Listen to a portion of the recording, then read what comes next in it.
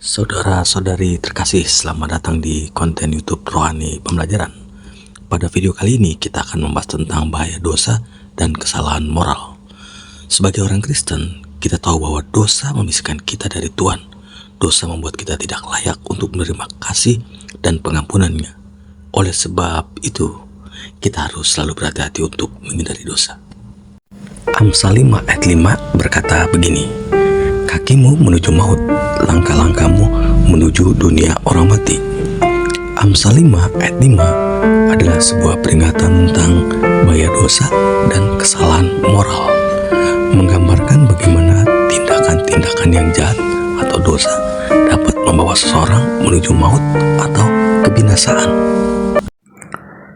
Arti dan makna Amsal 5 ayat 5 dalam bahasa aslinya, ayat ini menggunakan kata maut dan dunia orang mati untuk menggambarkan konsekuensi dosa. Maut di sini tidak hanya mengacu pada kematian fisik, tetapi juga pada kematian rohani atau keterpisahan dari Tuhan.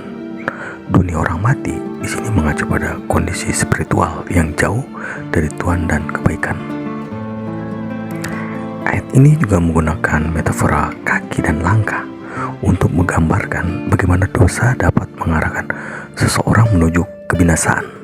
Kaki mewakili tindakan dan keputusan yang kita buat, sedangkan langkah mewakili konsekuensi dari tindakan dan keputusan tersebut.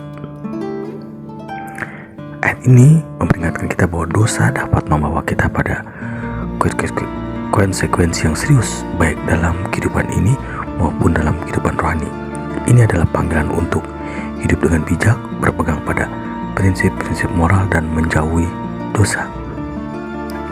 Ayat ini dapat diterapkan dalam kehidupan kita sehari-hari. Ketika kita membuat keputusan, kita harus mempertimbangkan konsekuensi dari tindakan kita. Kita harus menghindari tindakan-tindakan yang dapat membawa kita pada dosa dan kebinasaan.